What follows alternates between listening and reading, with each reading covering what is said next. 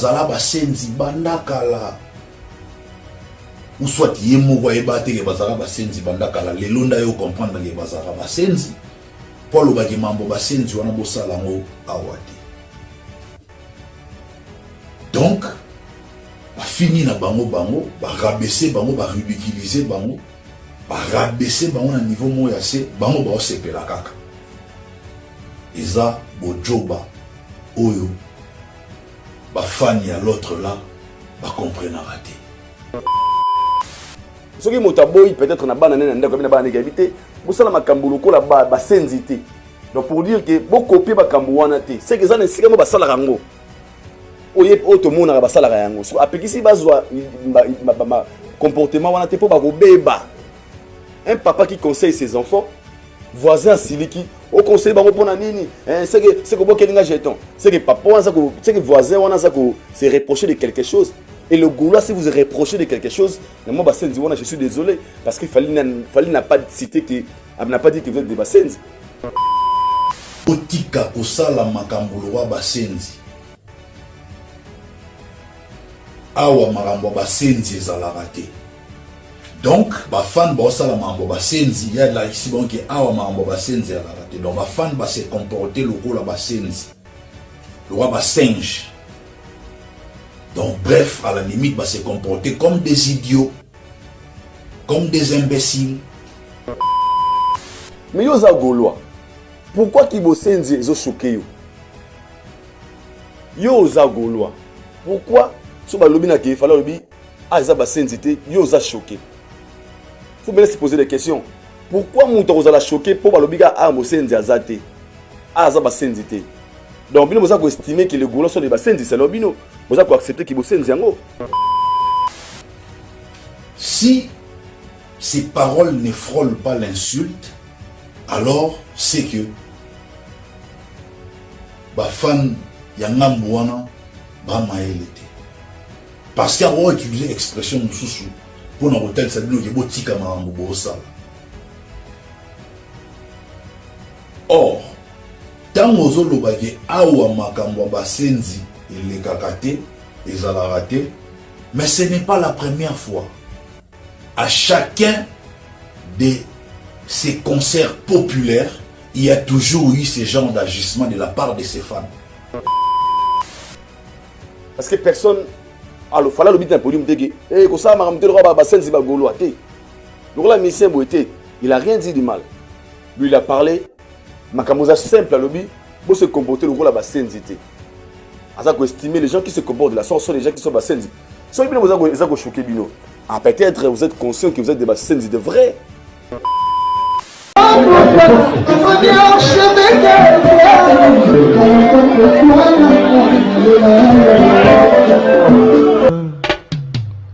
Haïdor Bokwala, le Brésilien Djile Kouyaté.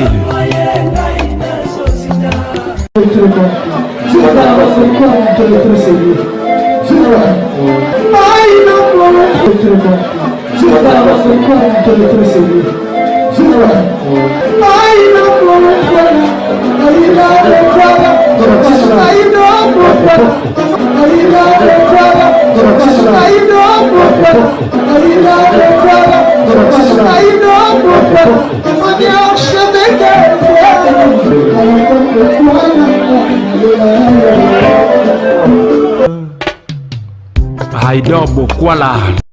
Bienvenue chez Haïdor Show, très chers internautes, vous qui nous suivez de partout à travers le monde. Bonjour et bonsoir. L'émission Haïdor Show, une émission qui est présentée par le vôtre, Haïdor Bokwala, PMB certifié.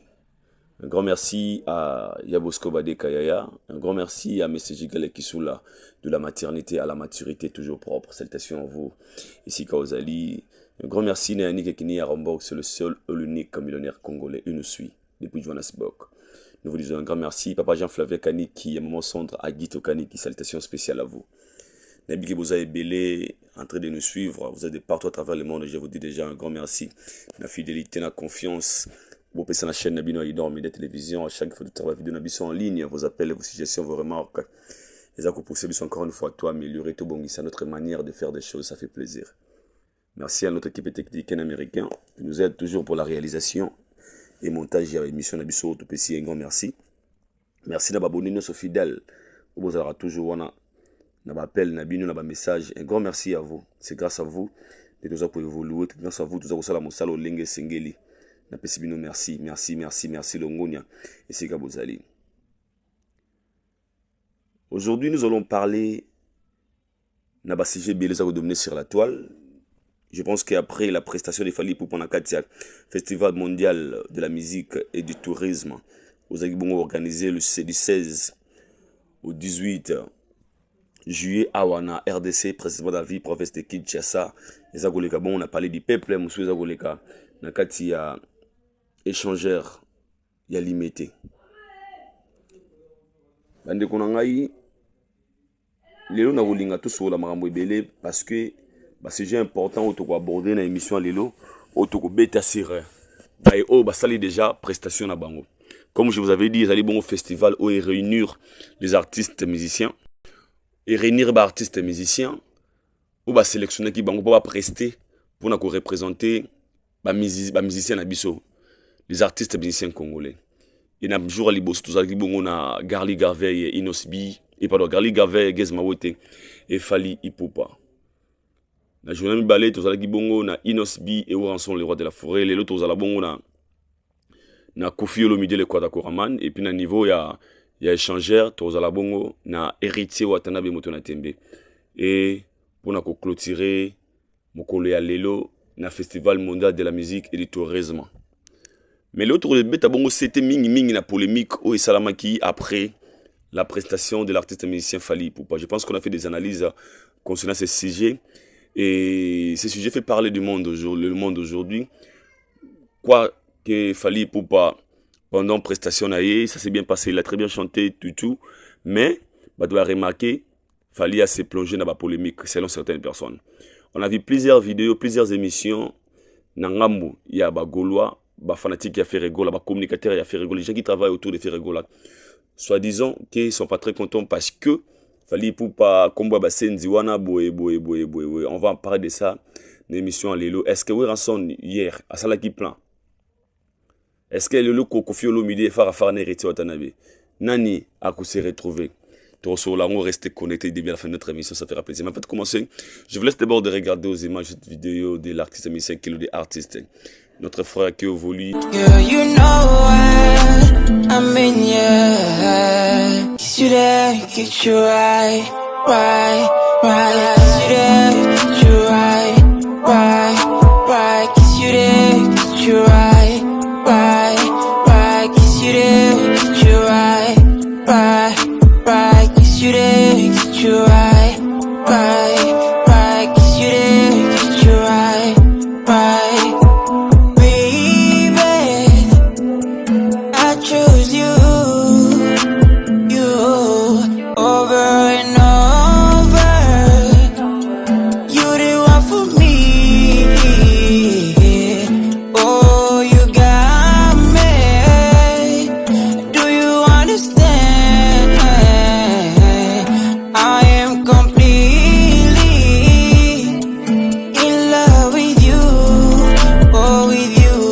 Voilà, nous sommes de retour. Il s'appelle Kelo Artist. Notre artiste musicien, on a beaucoup évolué au niveau des États-Unis. Tu le toujours au poids. Tu coupes sa force, ta bande de go, baza usala musala bangonde sengeli. Et Kelo Artist, c'est parmi les artistes musiciens congolais, au Bunda. Vraiment bien. Baza usala musala et puis malamu. Et nous le félicitons et toujours essayer la chance, toujours essayer le courage. Parce que tu le vois, Teresa Mounene, que chacun a pu se positionner. Musique ya Congo eza ilanga monene moto na moto atia brique na ye pour la construction na yango ekende lolenge et sengeli ekosala bongo plaisir makasi. Kelo artiste oluke na kati Instagram obeti Kelo artiste na YouTube Kelo artiste na TikTok Kelo artiste na Facebook Kelo artiste obalinga bon ko soutenir ba artiste. Notre frère il est là, il a besoin de nos soutiens. Il a vraiment besoin de nos soutiens financiers en tant que physique et moral. Ok, qu'on soutenir, qu'on streamer, qu'on partager ma vidéo et aussi la bon plaisir parce que à côté Kabiso peut très valablement Nangambouya États-Unis d'Amérique. Merci beaucoup à Kelo Artist. Nous avons une vidéo de bandeli sur la CG et belé lelo mais tozala bongo appuyer na ba image eux ko accompagner biso na émission ya lelo. Commençons. Robert Lisolo ou les gars qui bongo mokolo ya les 16. Je pense qu'on a déjà parlé de ça dans plusieurs émissions, mais toko les autres méga un peu quoi aborder. Qu'est-ce qui a fait que de Gaulois bazanga kimia après la prestation de Fally? Et là qu'on y des ici ba communicateur topé ba Gaulois ya fait rigoler la kimia. Phénomène Musenzi. Musenzi et Zanini. Nani nde aza Musenzi. Pourquoi ils se sont fâchés? Parce que Fally a bengi bango basenzi. Tout le monde va sortir, mais déjà plusieurs personnes. Il y a Messier Petit Déjeuner. Au début, on a combat au Congo, le Petit Déjeuner. A sali une vidéo pour attaquer à Fally Ipupa. Et selon lui, le Golo est Boasen Diwana et le Beli Warrior, Zaba Goloate. Tout le monde est belé. Bah, toi, ça la permet de faire rigoler. Bah, tellement mécontent parce que Fally a le Bimakamouya Basenzi. On va en parler de ça tout au long de cette émission. Restez connectés, branchés du début à la début et la fin de cette émission de Aider Show ya mokolo ya lelo. Mais parlons d'abord na mokolo qui m'a les gars mokolo ya lobby. Na deuxième journée, na parlé du peuple, la prestation de Inos B et Weranson les rois de la forêt. Moi je pense que Ming ba lobby Aider beaucoup là tout ça les constat public automona qui na mokolo ya le 16, ils ont même public autocouti de bangote na mokolo il y a le 17. Tandis que Weranson, Aza Otobing a l'acteur le plus populaire, Otoyeba ya Noël Ngiama. Toyebi Inosbi, Aza jeune, ou Aza ko évolué très bien. Aza loko la relève, la musique ya Congo et Tikali. Tout ça côté là motema. Alors pourquoi lobby, tout le monde qui full wanate aux alaki na moko les 16. Eza constat auto sali. Pourquoi? Est-ce que bato maison mère bazala qui prête tout bino ba warionde ba commission au concert na bango ba comment qui mobiliser ba qui belé tandis que Inosbi a yene ka posa festival full bezala qui na mais tout moni débordement tene zaki ba Fally Ipupa parce que ba wario bo exagéra ki ba wario bo ba lekisa ki ba telengo ba ile makasi c'est comme c'est zaki concert na bango te. Moi je pense que tout ça la nuance awa moi tendance moquer ya ressola sur cette affaire. Pourquoi les warriors bazala qui mobiliser? Il y a présent, le jour il y a prestation, il y a Fally Ipupa. Et pourquoi dans la deuxième journée, pendant qu'il y avait Weranson et Inosbi, tout le monde est full, nous l'avons avec les 16. La réponse est simple. Il y a toujours la différence entre les Warriors, les fanatiques et les Missem Soubatikali. Pourquoi j'ai dit ça? Bon, le peut-être, Aïdo, pourquoi là-bas, on ne pas fanatique, les Warriors, sont fan extraordinaire, ils sont fanatique. C'est différent. Parce que jusque-là, depuis la musique, il y a Congo, la musique. Bazaba seul fan Oyo Bazwa disque d'or certifié na Snap. Donc basomba 50 000 exemplaires na sol français. Donc soit ça ba trophée, faut ba remettre ba fan, ba meilleur fan ba Warriors. Ba betisa artiste na bango la plus grande salle d'Europe aux Zabongo U Arena. Et ça ba Warriors. Donc il y a une différence entre les Warriors et les fans. Pourquoi? Parce que les Warriors sont des fans qui ont des filles. Pour les Warriors, le fait déjà de choisir Fally Ipupa pour la Moutalibo soit banda. Na ouverture. Donc, ils ont une responsabilité na bango et les mieux pour que pas ça va détracteur malobaté. Donc, ce sont des fans qui accompagnent leurs artistes. Bah, Warriors, les fanatiques, ils ont gagné, fallait repolater, fallait faut gagner. Ah, fallait repolater, fallait faut gagner. Et la meilleure façon de faire gagner ton artiste, c'est comment? Qu'on streamer les musiciens, qu'on consommer, qu'on soutenir. Et c'est ce que les Warriors font. Pour preuve, ce qu'il fallait, ça le fallait parce que les Warriors existent. Ce qu'il fallait, ça fallait parce que les Warriors existent. Ce sont des gens qui ont payé chance, qui ont accepté. Au point de c'est lui le meilleur. À cet album, tu vas streamer. À tes concerts, tu vas somba. À tes dates, tu vas kende. Là, il y a très loin. Peut-être détail au ming bazar le belango, mais moi j'aimerais pendant cette émission tout le belango. Détail mozanine. Quand est-ce que Fally a annoncé que Arobet a concert dans le festival Mokola les 16? Fally n'a fait aucune vidéo pour na alobaki ni na zabongo. Na Arobet a concert awa ba Warrior boye belé boye bunga Fally na kozala. A sali vidéo moroté.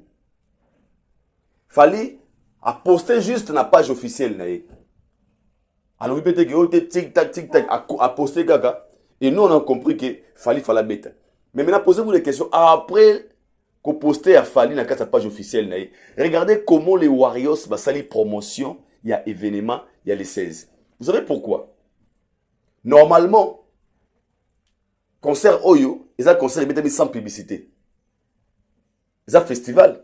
Fali annoncer à publier 2 jours avant. Après, tout le monde dit que le 16, fallait être bêta. Donc, Warrior, fallait pour la page officielle, il y a une date pour la save date.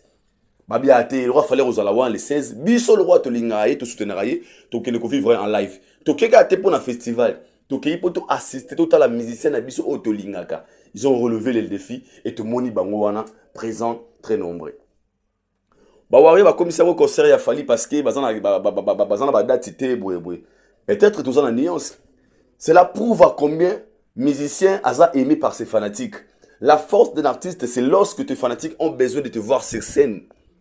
Par rapport à des chansons que tu leur proposes, par rapport à tout ce que tu fais, pour n'avoir comme isko, ok, toujours qu'on a radio mingi, toujours qu'on mingi, to lingis ko to mon ayo en live sur scène.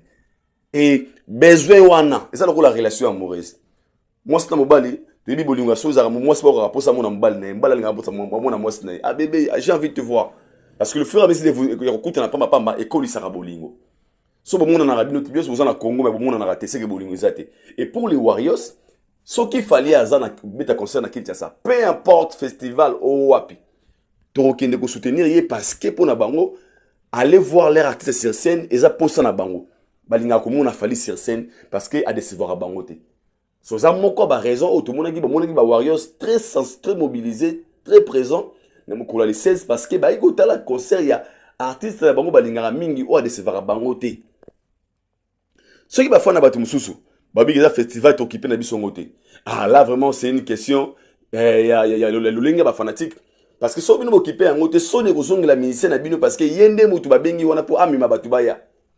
S'ils ont choisi Fali à la loi ouverture parce que baza go espérer que na sima Fali il y aura du monde faut les gozala ah parce que festival wana salamité pour ils en ba kit et salim pour na batu baya et liko nango luka bataki prix ya ko somba VIP et puis ba place normale donc c'est là qui batunde ba somba yango pour ba somba yango faut batu wana bazala artiste wana za ba fanatique ya solo o ba pe na la parce que on a bien bien ce qu'il fallait betaki na été ba place wana VIP mutanga somba billet 30-60 000 ingé za la té pour votre information ngana somba billet à 60 000 francs ngana mai kilo kama bien sûr toi na badge mais to somba yango parce que tu ngana to zaka nango peut-être il y aura des gens qui au barosa a besoin nango et puis et sauver ba de comme sous imaginez ngana somba billet à 60 000 francs mais ça dans la badge nango officiel parce que je suis accrédité pour dire quoi parce que on se dit makambo fali sold out des billets si là qui déjà et nous on avait eu la chance on somba billet na tongo na sombi $25 $23 na sombi billet Barcelone n'a blé. Voyez pourquoi? Parce que c'est une grande star, une superstar qui fait des grands concerts à l'extérieur du pays. Et les cadeaux qu'il a voulu me donner, n'a pas fanatique, Congo, c'est prester devant parler du peuple, pardon. Donc, mon cas, raison, moi, qui mobilisé à Rosalawana parce que Falinda Yakiwana. Donc, pour confondre ma kamboute, au Teba Warriors, ma commissaire au concert na bango, ma zoole la yango, biso tali biso te, et tali biso te boine na mbongo ya osomba billet 60 000 francs. Et puis votre artiste, à ça va fan balinga bien te. Parce que fan balinga musicien ya solo partout bataka musicien na a kendara pour na ko soutenir. La meilleure façon de soutenir ton artiste c'est d'être présent. Et ça ko na game mo boye boye, ça te ah concert wana bat bazala ke belete.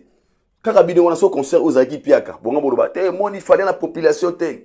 Batika parler du PP awa bayete ba baye belé comme ote bozo soutoke la concert ça concert na binoté et ça qui m'a weli ça donc vous dites des choses et son contraire. Moi je dirais félicitations aux Warriors parce que vous avez prouvé à combien vous êtes capable, à combien vous avez ba fanatique boloki ba fan sur belé to beta masolo les 16 na les 17 vous remarquez bato bazaki présent dans quoi les 16 parce que nga on a pendant 3 jours vu que je travaille là. Bien sûr, j'avais aimé la prestation des artistes, mais full autre monde qui a les 16, il y a de retrouver à les 17. Et cela montre déjà que l'artiste le plus populaire de la RDC actuellement, c'est qui? C'est Fally Ipupa. C'est Fally Ipupa. Si on peut parler sur ce qui s'est passé Mokolo le 16. Pourquoi nous avons dans CT Oyo? N'a pas de détails. Tu as des détails dans Mokolo, il y a concert wana. Oui, continue Tilelo. Il y a Liboso comme Fally a dit. A matisi petit na biso, wazaki na tatouage à Fally. Fally a trop parcours la petit au fort. N'a pas parcours la petit au fort. N'a pas essayé quelque chose, comme d'habitude. Maintenant, qu'est-ce qui s'est passé? Après les concerts, Fally avait dit ça devant le public. Et je vous signale que petit Fally à la kakaye poto na podium. Alors, bah, petit on me met na poto. Ils ont fiki si je ne me trompe pas. Alors, petit on toke nao na mikili. Et ça là a 2 ans. Bah, Fally donné ça. Sauf que ça 2 ans, 3 ans. Après, il fallait réaliser ce qu'il avait promis à petit Fally. Bah, tout la mémoire, bah, on s'est rappelé les jours où Fally avait dit à petit Fally, petit on toke mikili. Tokene mikili. Mais comme c'est un homme de parole, il respecte ses paroles. À ça l'effort, le petit Fally, il a visé à 4 ans. À Kenda Poto grâce à Fally. À comment au Kenda Poto grâce à Fally. Donc, il a bien respecté ma parole n'a l'obaki. Et pendant sa prestation, il a vu un garçon, un mignon garçon, Meskalora, Biso Baoyo, a commis Fally Ipupa. Parce que les garçons, je voyais comment Badbana Golanda était à tourner, tourner, wana. Pendant que Fally Sobeta concert, Fally Moni, a matissé, Fally a dit, n'a pas yo petit nanga, n'engzala kaka. Il fallait savoir qu'il y a beaucoup de gens qui ont fait quelque chose, en a insécurité. Parce que mon avait parlé. Donc la meilleure façon de faire, c'était de protéger d'abord le petit. Protéger la vie des petits. Imaginez pas fallait qu'il y ait un bon on a qui bakale bakulu bakati bazopissé. Mukelinga interpréter nini. Ah moni ba mbongo na ba mabe wana. Une personne sage qu'il est intelligent, qu'est-ce qu'il a fait? Alors dit OK, c'est bon. Rentre comme ça demain tu viens à la maison. Chose promis parce que pas où il a fallu, tout le monde rêve d'entrer. Moi, on a les faire comme il a fallu pour pas. I love you. Ça l'a montré à combien il est fan de Fally. Ce qui compte chez Petit, ce n'est pas le fait d'avoir de l'argent, Namboka Fally, mais le fait de réaliser son rêve fou, de voir son artiste préféré, sa star préférée. Oh, il y a comment il combo na oh, tire la comme on j'ai eu le temps de parcourir na TikTok comme on a wana. À ça, on va vidéo, on va tourner les questions. Ah, il y a vraiment un Fally na tout la vie. Ah, na lingari ma casse na motema na mobimba. Na dit un jour, na mon arrêt kaka. Vous voyez, le rêve de ce petit, c'était pas que Fally Ipupa kabele ndembongo. C'était pour lui de prendre peut-être une photo avec Fally Ipupa à réaliser rêve naïe. Son rêve était quoi? Un jour peut-être avant d'iboué, Fally atalaye pour un jour Fally royer baraka. La vidéo ne moi kala. Abi un jour Fally royer baraka ngai. Donc pour les petits, il ne s'attendait même pas qu'il fallait rebanayer qu'ils n'ont pas couru leur lélo. Et pour lui, le fait de monter quand on a podium, moi, que Moukile Moni, ma vidéo est salami. Ah, peut-être dans le quartier, c'est carré, ah, yo, il fallait au moins rentrer dans la vie. Et pour nous, rêve de se réaliser quand Moukolo, il fallait mettre un podium. Et puis, à cette vidéo, il fallait tourner comme on a comme on a parolier, mille fois parolier. Pour lui, c'est tout. Mais comme un gars, le monsieur est tellement généreux, il s'est dit, ok, on n'a pas connu quelque chose.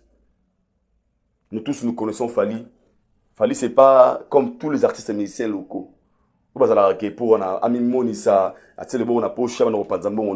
par le respect, il y a scène. Et le respect des gens qui sont venus nous voir, venus lui voir. Respectueusement, dignement. Deuxième rêve, donc aujourd'hui, on a un parler à Fally. Na vanda na kiti ya parler à Fally. Il fallait un grand prêtre. Le petit a eu chance. Il y a un parler na Kawele. Il y a un Lamborghini. Il y a un G-Tour. Il y a un parler un manoir. Donc pour la petite, on a encore une fois abaqué quelque chose. Du coup, on a fallu intelligent qu'il est. Il sait que le petit ici a besoin de visibilité. Parce que moi, je vous parle. Naoki Petit, on a vu comme moi la publicité, il fallait ça dans ce lobby. Pourquoi? Parce que le monsieur, comme il a un bon cœur, il a accompagné le petit par l'amour qu'il a. Dans ce cas, il y a un podium, il y a un parler, il y a un filmer les images au Tamboula. Et ce petit, on a quelque part. Aujourd'hui, dans mon page, petit, on a combien de millions de 1000 abonnés. qui na TikTok, on a vraiment contacté la publicité, la vidéo. Donc, à créer la visibilité parce qu'il a cet amour de partager la visibilité. Il y a qu'à aider, il y a qu'à yébana. Bien ça, là-bas, petit Fali, mais tout le monde n'est pas petit, n'a toujours bien, comment dirais-je, l'île Fali, bien bon. Les paroliers. Pour les mecs qui sont à niveau, Fali Poupa à remettre $300 et pas les paroliers. Ali petit nanga ina bagi na ko pakola yo. Dilaso pesaï. Tout va non a mo muke, tout na nuance muke. Pour les autres, les niveaux Fali azanango a ko pesa mutuma $300. On a 300. Fallait ça maboko makasi tous les noms. Butangi bobengeli. Mutu toi interpréter na ndenge na ye. $300 ils est l'autre côté, bon à Sony, les petits méritaient mieux que 300, machin. Mais moi, de ma part, je vais vous éclaircir mon moquet. Peut-être vous êtes en face de la personne que vous ne maîtrisez pas. Oui, il fallait en bien té. Et je comprends les gens qui disent ça. Bande Konanga. Témoignage personnel. Si vous avez un musicien malamu na mokili, vous avez un musicien malamu na Congo. Si vous avez 3, Fali fait partie. Si vous avez 2, il fait partie. Si vous avez un moko, c'est Fali. Si vous avez un musicien malamu na Congo. Si vous avez 5, Fali en a 4. Si vous avez 4, en a 4. Si vous avez 3, en a 4. Si vous avez 2, en a 4. Si vous avez un moko, c'est Fali. Les autres rebêtes la Fali, si vous avez un moko, c'est on peut tout parler sauf que beta masula bolamu ya kosunga parce que lelo moto a convaincre biso ko comprendre que il faut ça na motema Fali par rapport à tout ce qu'il a fait au mukile moni. Je pense qu'on n'a pas besoin de rozongi sarango. Mais pourquoi fallait payer moi on a $300 à filmer? Pourquoi? Mais bien est-ce que c'était important à filmer? Oui, c'était important. Important c'est qu'il a dit oui.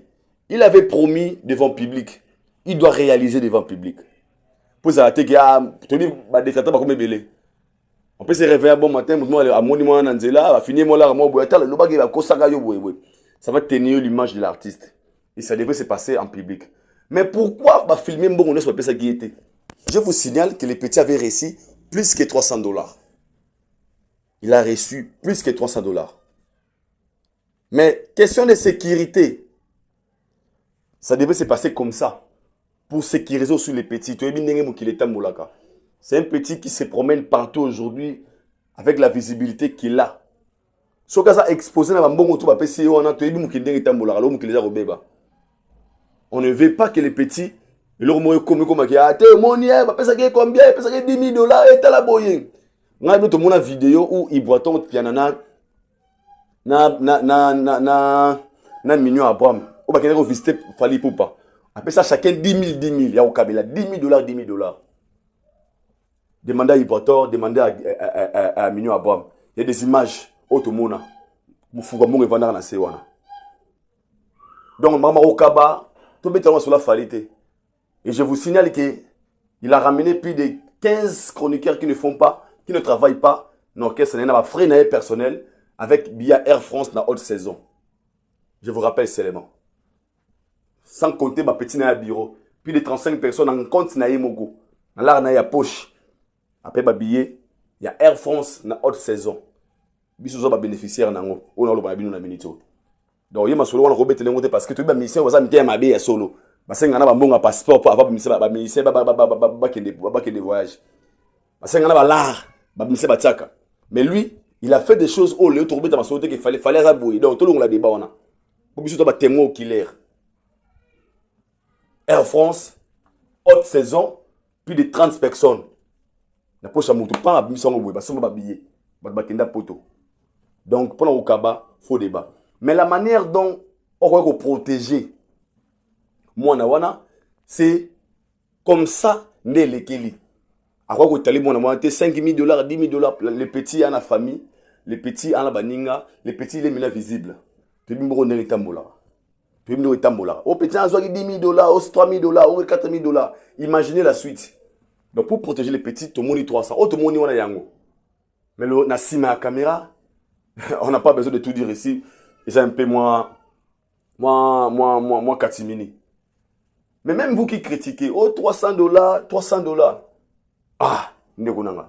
Puis ba orchestre na bino, et belé en Congo, ba mixer parce qu'il manque. À cette émission, alors bah, leader na gina ko senga $50 mo na zobela. Président ba opesa nga $50. Oh leader, maman nanga ya dayaki na kekuna na bisi maman nanga kufi, apesi $150 à cotisation matanga. Toyebi. To mona ba émission ile ba sala ba émission awa. To mona ba bango belé ba o témoigner que makamba zo mona ba orchestre na bango wana. Asa na problème très sérieux bengi chef et leader na bengi na za première $150. Et belé ba longue ba orchestre wana pour na pas ba $150. Pour $200. Alors une personne qui donne volontairement 300 à une personne ou à y habiter. Une personne ou à y habiter, mais il le fait d'abord quand même volontairement à Saliango. Bien sûr, non bien. Peut-être qu'il y a kawana. Mais pour répondre à la raison de sécurité, et c'est ça ma bonne côté. Tout le monde a automoni 300. Tout le monde a automoni 300. À ça là on a volonté naïe à PC. Na mumutu oyo a musicien longwe orchestre, musicien oyo yemba orchestre na yo. Ayeko sengo $150 pour moi na zobela, au pimelier. Au PC $20. Na mutu a PC fanatique o ayebité juste par amour. Au critiquer 300. Pendant que yo mono au kaba ata 50 c'était. Pendant que leader au commissariat to yo mono no mutu ozo critiquer 300, on a pour moi méga à 4000 francs. Il y a des dollars. Moi baki non, a PC 300, bon moi Sony. C'est malheureux. To soutenir un geste malam, ce sont des gestes à louer. Ça fait plaisir de faire aussi plaisir à ses fanatiques. Parce qu'il fallait devait aussi jouer à l'arrogance, à mon épéga, cara. Mais à benguier par courtoisie, à télémisser la podium, à se pelinailler, à commission. En fait, ça montre à combien il était très content de voir une personne a commis comme moi dans la tête parce que ça s'est fait. C'est ça, on a aux États-Unis, tout le monde a Arkeli, n'est pas fanatique. Et cela montre à combien Fali a atteint un niveau. C'est que ils ont un niveau à succès, peu importe l'amour qu'il a. Et Fali, ça prouve à combien les Warriors portent Fali dans leur cœur. Et Fali aussi, ils sont vraiment sincères. Il y a preuve, il y a tout le monde pas les paroliers lui ont commis populaire grâce à Fali. Donc, pour 300. Moi, je pense que le mieux à faire, c'est si vous n'avez pas aimé le geste que Fali a fait, restez calme. Parce que si vous avez pour 300, vous vous rappelez que belé au beau un argument qu'on fait ça. Donc, pour ce débat, on clôt les débats 300 des paroliers. Oh, fallait appeler ça qui bon, on a besoin de paroliers des warriors ou à comment le combo naïe, na katia, tolo naïe. Parlons maintenant ici des phénomènes Moussenzi. Phénomène Moussenzi. Pourquoi les Gaulois, tous les communicateurs et affaires, ils ont silika pour faire bengi ba senzi. Pourquoi ils ont silika pour bengi ba senzi? Moussenzi aza nani? La première question. Nani nde to ko benga Moussenzi? Et pourquoi Fali azoki likanisa ko lobake botika makambo ba senzi wana? Est-ce qu'il fallait insulter les Warriors ou bien fallait insulter indirectement le Gaulois, selon votre compréhension? Mais juste après le concert, on a vu sortir médiatique à plusieurs personnes. Il y a monsieur Petit Déjeuner Trésor Congolo, à qui je vais mettre une vidéo. Pour que moi, les canisinaïs, ok? Pour mon niveau, bah, tu me sous balingara, bah, c'est contredit, tout bah, côté la histoire où ça vous concerne, bangote. Ici, l'artiste a parlé des Bassenzi. Pour Fali, ça vous estimer certains comportements, oh, bah, fanatique, monsieur Bassala, pendant la prestation, bah, musicien, bango, et ça qui vous senzi. Mosenzi azanani. Mosenzi azala rola nyama. Moto azoboka soyi, esika bat bavandi. Moto azoya, azo sala en fait makam oza contrairement na logique. Bat bayema boye, mosenzi azala ovoye bat bavandi belé. En fait donc ça ba acte moko be remarquable dans l'été qu'on a ko expliquer mosenzi. Donc mosenzi azali moto, oza sala makambo. On a mis ça normal, en fait, makambo anormal, il y a tout ça normal. Nde Moussenzi. Makambo anormal, il y a un normal. Nde Moussenzi. Parce que vous avez millionnaire, vous avez Moussenzi. Vous avez ministre, vous avez Moussenzi. Parce que ministre Moussenzi Zaza. Ministre millionnaire Moussenzi Zaza. Général Moussenzi Zaza. Musicien Moussenzi Zaza. Garde corps ya Moussenzi Zaza. Bogar ya Moussenzi Zaza. belle fille à Moussenzi Baza. Donc, ça, Moussenzi, c'est une qualification de la personne qui fait des choses anormales, qui trouve ça normal. Nous sommes anormal. Il y a tout vraiment normal. Pendant la prestation, au matin, on a produit un finga moto. Un finga moto, il y a qui Moussenzi. Pendant qu'il fallait chanter, pour Fali, il estimait que les concerts c'était pour les Warriors. Et les Warriors sont les meilleurs fans du monde. Ceux qui même nanda ceux qui moi comme copier comportement mabé parents gang la ramwana. Yo to bana okola ba parents bana bana biso. Osala makambo lokola bana wana ya kwente. Yo sa mwana mo va koli nandako. Donc au copier ba comportement mona kwente, ce sont des exemples. Ou ba parents ba pesa la biso na kala. Osa mutu apembe, tika pour la mafuta okolanda nani ote yataka choko. Kosa makambo lokola veda nani ote yataka choko yo sa mutu apembe. Ça arrive. Et ça arrivait d'un moment. Quand Moussa Moutouka, lokola, l'aura nanioté, l'aura bananioté. Donc, aux ça moto, à censé à cause d'un comportement malamu, conseil à copier bateau, oh, bah, ça la makambo ma bête. Botika kosala makambo loa basenzi. Awa makambo basenzi ezalaka te. Donc, ba fan ba osala mambo ba senzi, ya la ici bon que awa mambo ba senzi ya la raté. Donc ba fan ba se comporter lokola ba senzi. Le roi ba singe. Donc bref, à la limite ba se comporter comme des idiots, comme des imbéciles, ba se comporter bon. Alors, si ces paroles ne frôlent pas l'insulte, alors c'est que ba fan ya ngambo wana ba maele te. Parce qu'il a utilisé l'expression mususu pour na hotel ça dit que botika mambo bo sala. Or, tango zolo ba ke awa makambo ba senzi ele kakate ezala raté, mais ce n'est pas la première fois. À chacun de ces concerts populaires, il y a toujours eu ce genre d'agissement de la part de ses fans. Parce qu'on aura toujours comme on faire, comme pour le rabaisser, le diminuer, pour ça, la polémique. Naba fikin to mona yango, naba concert ya ba académie des beaux-arts to mona yango, naba concert ya ba stade des martyrs to mona yango. Ezalara à tout moment. Donc c'est que ces fans ont toujours eu ce genre de comportement ya ba senzi.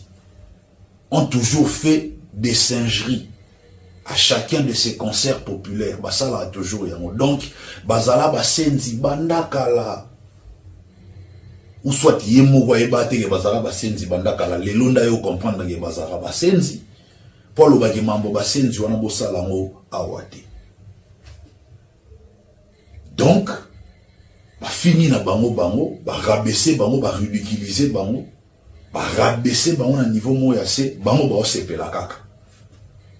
Eza bojoba oyo ba fan ya l'autre là ba comprendre raté. Donc ba fingi bino que bozo se comporter le roi basenzi nous sommes le bioté sera le baki que boza basenzi wana d'insulte abina bisoto tiko sala marambo basenzi mais ça le roi mutoye bisao que non tika osala marambo loro la zoba. Donc à comparer makambo yo sala na ozo basalaka ndenge moko ba comparer makambo bo sala na o basenzi basalaka puisque déjà bo sala makambo basenzi basalaka c'est que boza ndenge moko na basenzi. Donc ce qui veut dire boza basenzi ya mwana. Ça il y a un langage moro, il y a arrogance. C'est être hautain, avoir du mépris, même envers ses propres fans. Respect zaté. On ne vous respecte pas vous. Contrairement à Ferregola qui respecte ses fans. Même sur la calmé, Bango, il utilise des expressions appropriées pour alléger Bangote, à blesser Bangote, à rabaisser Bangote, à ridiculiser Bangote. Puisqu'il respecte ses fans, à utiliser l'expression à Bangote, que bossa la marambuloko la basenzité. C'est-à-dire monde entier bayoki, que ba fan wana, basala ramakambu, o basenzi basalaka. Alors, Lokola Baramael était, pour la bango, babie, bafingi, bagolois te. Il n'y avait pas de Gaulois là-bas, on ne parlait pas de Gaulois. Il n'y avait aucun Gaulois là-bas. Bozaki bino na bino, bosali maram na bino, balobi na nouveau ti bosa maram logo la basenzi. Basenzi eza banani, basenzi eza ba idiot, ba imbécile, bazoba, bato ba sans maturité, bato ba maele te, nde basenzi bangwana. Siko na ki bosenzi na bino, bino bokanisi lokwa balobi na bagolo, nzoka balobi nde na bino.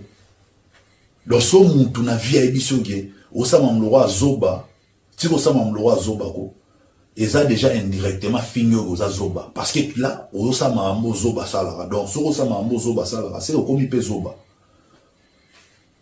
Donc faut bo fongola, cerveau na bino bo évoluer. Alors, si vous rivalité, vous avez réalisé comment faire rigoler au Sahani dans le concert na bino. L'artiste est bien. Vous avez un Kofi Olomide. Vous avez un dernier fils. Vous avez un Fabregas. Vous avez un Robinho. Vous avez un Inosbi. Gazma. L'artiste est bien. Mais pourquoi les noms de faire pendant que Bolobara fait un rival na yete? Rival nani côté au peu bagolo pe bon peu bagolo musubi balobaki non faire pas la rival na été. Alors nga siko différence nanga entre nga na bino, nga na réflexion avant de réfléchir, j'observe ce que je vois dans la réalité. À partir de ça na sali analyse.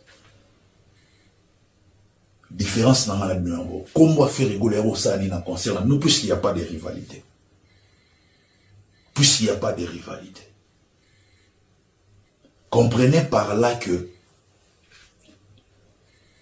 Rose à la fan, mais que bungi sa bongo na yo te, faut garder bongo na yo na mutu. Ba fingi bino bomo alors ba fingi bino te ba fingi bino.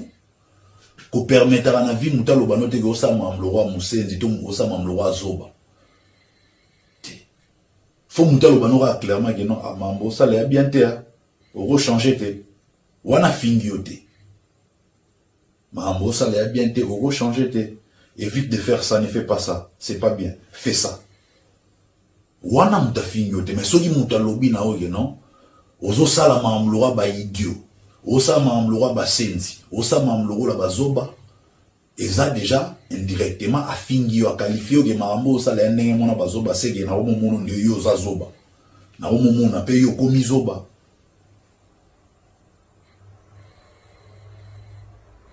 Mais curieusement, Banamo va comprendre que il continue à applaudir, Wabeta Maboko, tout ça.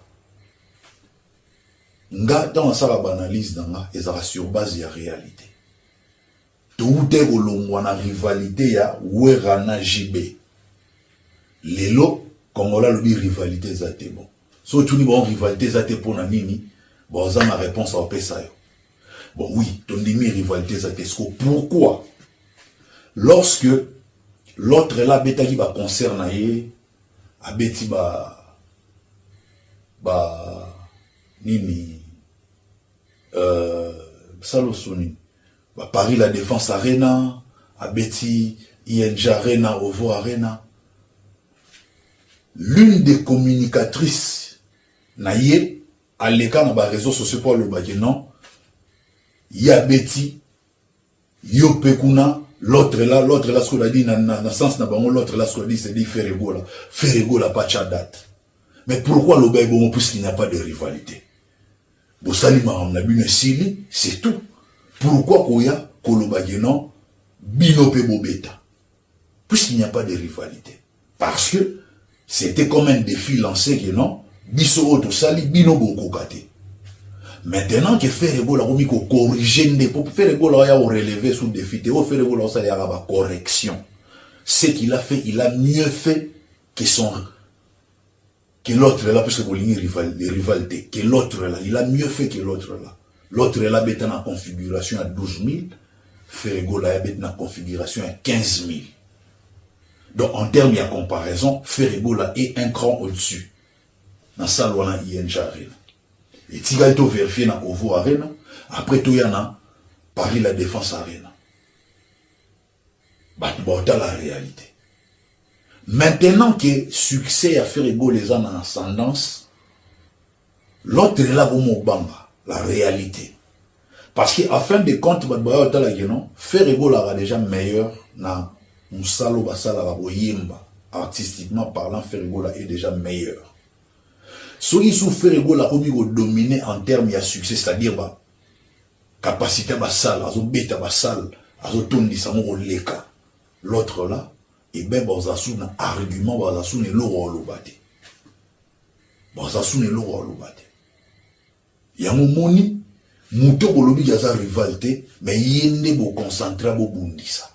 Yende bo landelaka. Oh, kingani na orchestre na ozo visate. XY na orchestre na ozo visate maintenant. En plus, il y a rivalité. Mais pourquoi vous l'avez la main? Pourquoi n'a pas visa na faut bocher la main? C'est parce que vous êtes dans l'ignorance totale. Vous aimez l'orobolingité. Vous voulez une chose et son contraire. Pourquoi ceux qui a sali boye, il faut boya bocha comme va faire rigolo.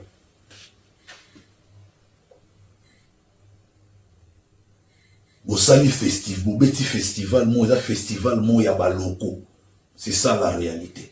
Festival on est à baloko pour artiste ba beti wana ezala ba artiste mboka.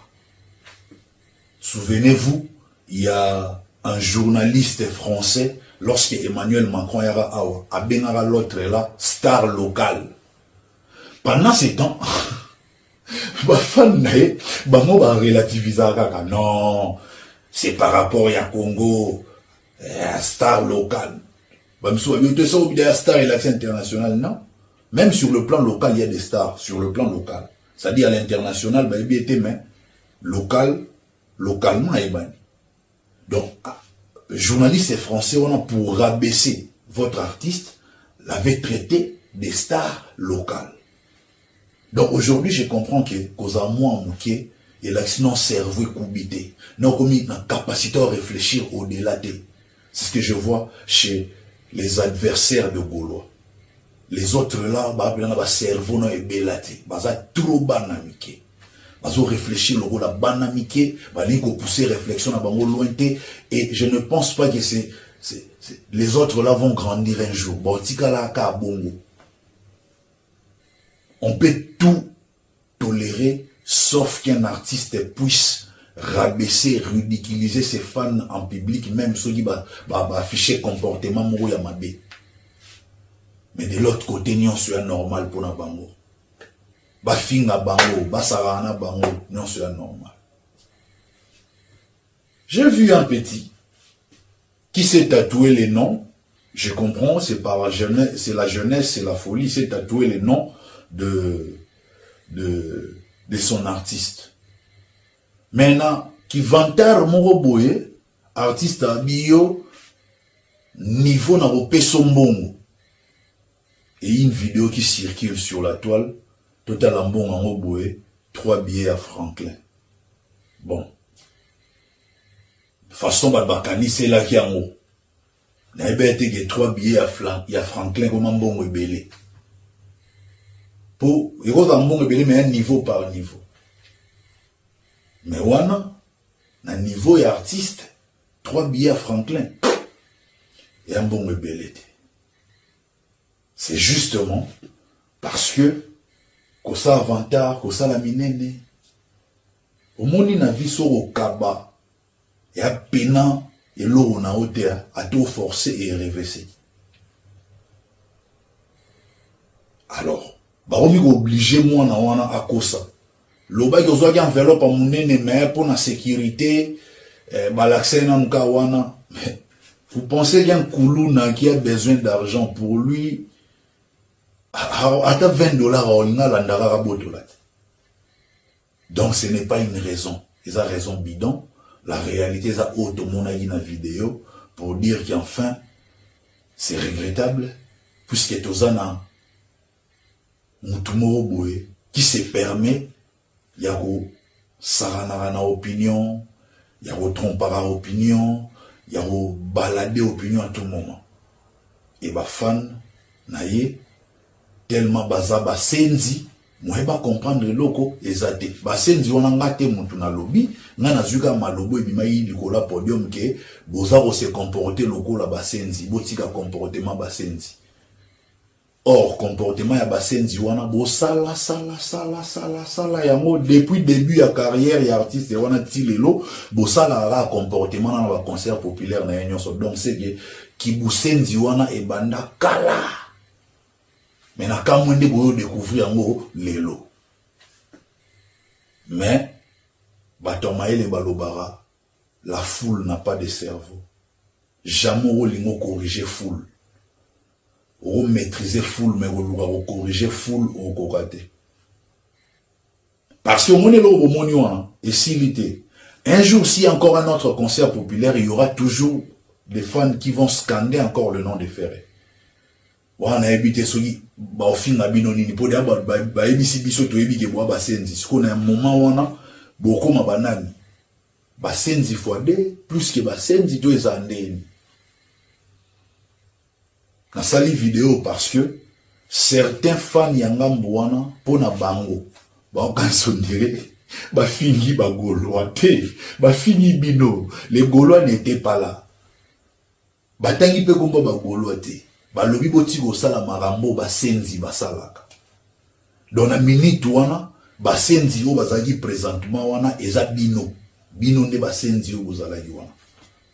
Donc à un moment donné faut boyeba se faire respecter. Vous êtes les êtres humains. On ne peut pas vous chosifier. On ne peut pas vous ridiculiser, vous rabaisser monde entier monde à la caméra parce que le monde est connecté dans les réseaux sociaux. Donc tout ba moni qui ba fingi ba fan wana et puis ba fan wana ba à l'aise non. Voilà pourquoi j'aime le côté humaniste de Ferregola. Ferregola ne peut jamais tenir ce genre de propos envers ses fans, impossible, comme je connais ces messieurs. Il est vilipendé chaque jour, chaque nuit, rabaissé, ridiculisé, mais c'est quelqu'un de bien au contraire par rapport aux autres. Donc aujourd'hui, je puis vous dire que Ferregola est un artiste où à la maturité, est un artiste responsable, un artiste qui aime et qui respecte ses fanatiques, car il ne peut jamais tenir de tels propos envers ses fans. Impossible. Impossible. Il préfère même garder silence et passer à autre chose. Tant que fan il y a vandis calme, va évoluer. Maintenant même concert, au senti que mutu a boire à bamboa qui est là, il y a bakoué ya soki na nini nde balobaka a semisi ya mopena. Mais de l'autre côté, so balobi ke ba rideau pamba bampiaka pamba et comme rando ba monsilika non. Les amambo bosalaka mpiaka pamba rideau pamba. Donc comment lelo so lobi rideau ba vimba ni basiliki po bamono ndio lobi na bango. Donc rideau comment bino mpiaka comment bino. Je pense que vous avez suivi mais ces petits déjeuners.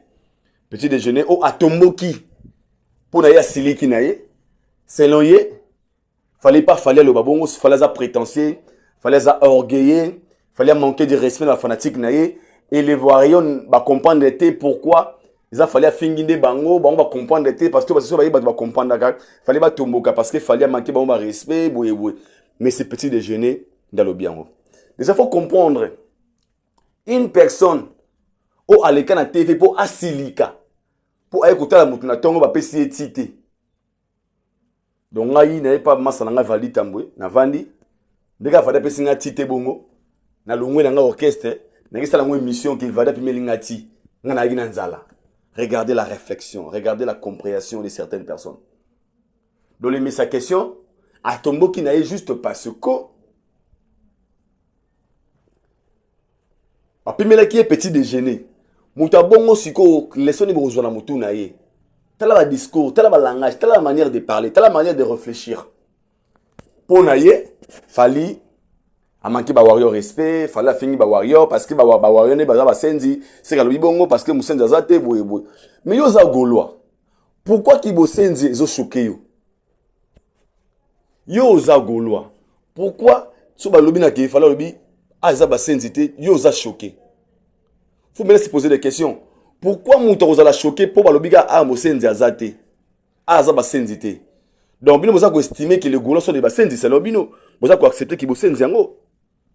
Parce que personne alors fallait le but d'un podium teke. Eh ko sa maramte le roi basenzi ba Gaulois te. Le roi mission boité, il a rien dit de mal. Lui il a parlé makamoza simple à lobby, bo se comporter le roi basenzi te. Aza ko estimer les gens qui se comportent de la sorte sont les gens qui sont basenzi. So bino boza ko choquer bino. Ah peut-être vous êtes conscient que vous êtes des basenzi de vrai. Vous avez un solo peut-être. Yo tomboki obité awa basenzi baza awa basenzi bazate parce qu'il a insulté les Warriors boy. Alors pour moi, je dirais au moins na lolenge boy. Soki bagola baza ko kozala mona mosenzi mutema pasi ba se poser des questions. C'est que baza ko se comporter à lolenge oyo fala pekiseli ba Warriors. Ba mitu na question. Pendant ba concert na bango, c'est que basala ba même pratique au fallait boy ba fanatique na ba sala yango. Soki bango baza ko espérer qu'ils a pratique à malamu. Pourquoi ça ko déranger bango? Parce que mosenzi c'est une qualification.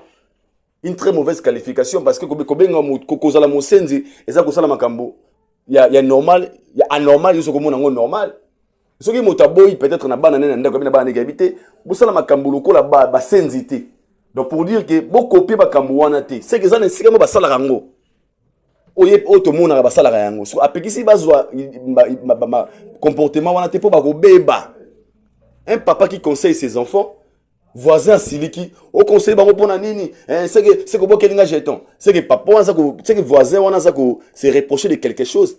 Et le Gaulois, si vous reprochez de quelque chose, je suis désolé, parce qu'il n'a pas cité que, n'a pas dit que vous êtes des Bassenzi. Fallait au moins interdire à ces fanatiques de ne pas se comporter comme des Bassenzi. Alors, ceux qui ont soit bino, ceux qui ont que l'ango passé, nous avons le trésor, nous avons un petit déjeuner. La réponse est simple. Par rapport à la vidéo au Sali Amoulaï, moi je te réponds, Kana Moukousse. Biso toza conscient que les gens fanatiques sont Bassenzi. Tu as kombo na bango pe. Neti ngana iba fanatique ba senzi baza.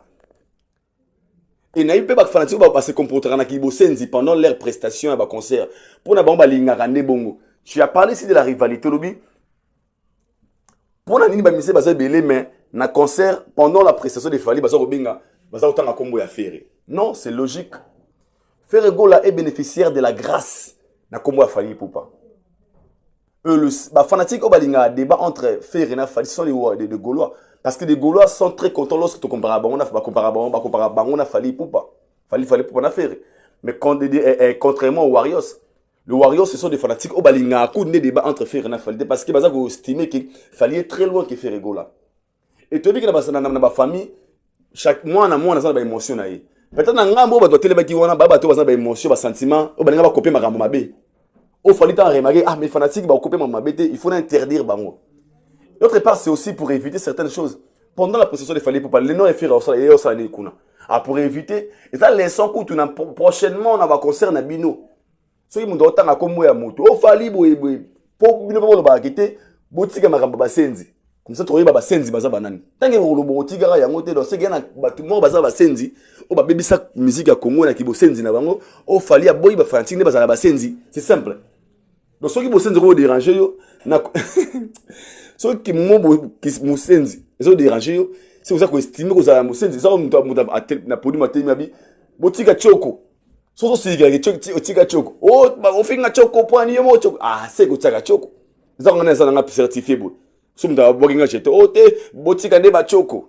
Attends, vous avez un migrant, tout ça, l'inzembo, aïda choko. Na occupé parce que nga zama certifié original mais o tsaka choko neti ba musée kindingu neti ba batu ba tsaka ba choko wana ba silika pe parce que tamaki nga tsaka choko sko na choko za bilo mo so tsaka choko na moyibu neti na moyibu o bano misana sur la formule et redéranger bolimba la choko bolimbisa nga so baza bolimbisa pardon bande ba choko bolimbisa nga ça peut-être moi li solo bo excusez nga mazara terme donc par là je voulais dire quoi et le déranger ça le oyo zali. Donc, ceux qui vous sentent déjà déranger certaines personnes ou trésor congolais ou gaulois, c'est que les Gaulois, ces réponses sont des bassins de vrai. Parce que moi qui n'ai pas mon senzi, comment je vais me sentir très mal à l'aise parce qu'on a interdit des gens à la bassin. Donc, si vous avez estimé que vous avez mon sensi, Kimo Senzi a fallu les rajouter parce qu'il fallait ne peut jamais insulter ou injurer les Warriors de Basenzi. Les Warriors sont des meilleurs fans du monde. Les Warriors vont tirer aux Abasenzi pour preuve. Warriors Moussenzi a été pour Anini. Les Warriors ben na concert populaire. Au bazar il y a Libanda mais va respecter Moulongo. Tout le monde qui n'a pas eu de pépinière va bazar contre la Moulongo calmement. Va contrôler bango très bien. Puis il va nande ben ba buka mir, ben ba buka mama il m'a bendé wana toyebi ngeza banani. Mais les Warriors qui se respectent, qui respectent leurs artistes. Pour ne pas salir l'image, bah respecter l'ordre. Donc même Fally est conscient, même les Gaulois sont conscients que les Warriors, pas que jamais vous allez Basenzi. Toi là spiritas, toi là villageois, toi là Kofifil, bah moi tout va siligité, car bah Warriors, bah Gaulois ne va siliki. Alors, quand silika bah Gaulois n'engolo banini, bah moi ne va pas qu'il bango chez toi Basenzi. Prochainement, la question qu'il faut se poser. Mais moi, au moins, j'avais aimé l'acte, le geste de Fally pour dire que j'ai interdit à mes fanatiques de ne pas copier des mauvaises habitudes. Il n'a pas injurié, il a juste donné le conseil et qualification à ma bé. Il y a ma mouté au moutarosa comme image des fanatiques et musiciens. Où il y a mon essuyé, n'est-ce pas nesi na papa nesi na ebité so bozape yango bolimbisa c'est que bo changer so boza yango te bobeta yango kara eza picté eza réalité il a parlé de Kabasele osili ote abet masola koye na mai mais nzembo ya Fally pour Kabasele tout ce que Fally fait vous dérange et moi je pose la question comment on peut avoir le courage de confondre le téléphone et pour oya obana ko répliquer muto abedi concerne pendant que vous étiez absent. Faire un concert à l'Ipanda. On est besoin de la concentrer dans un focus. Basenzi, baboy. Israël Mutombo, qui a posté na page naïe, a commis, organe mais pendant la prestation. Toi, on te comprend déjà. Tu cherches la visibilité dans Kombo Fally et aux oies déjà.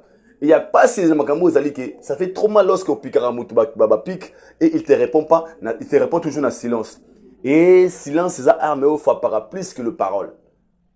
Et c'est la meilleure façon qu'il fallait à Frapparabino. Il faut Frapparabino chaque année. Au CA Tambour. Il faut Frapparabino chaque année.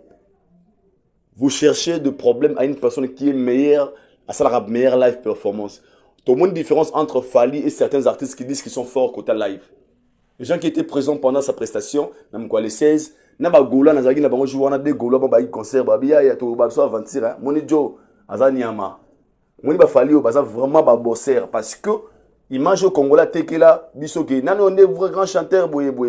Na réalité ça bati Fally personne va s'en sortir parce que Fally travaille d'abord premièrement il travaille dire il est à forgeant on devient forgeron et tellement qu'il travaille trop à ses extra trop à comment la maîtrise sur scène et c'est logique qu'il se retrouve na baljar performance vu qu'il est toujours présent sur scène.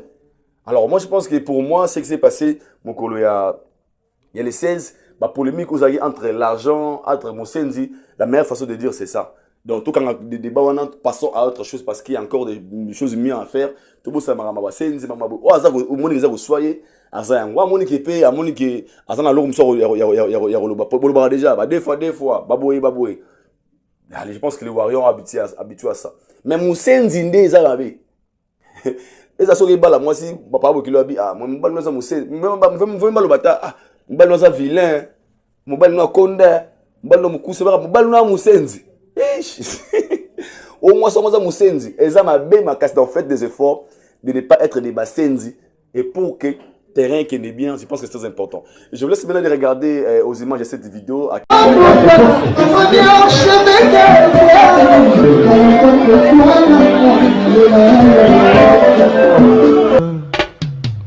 Haïdor Bokwala, le Brésilien Djile Kouyaté.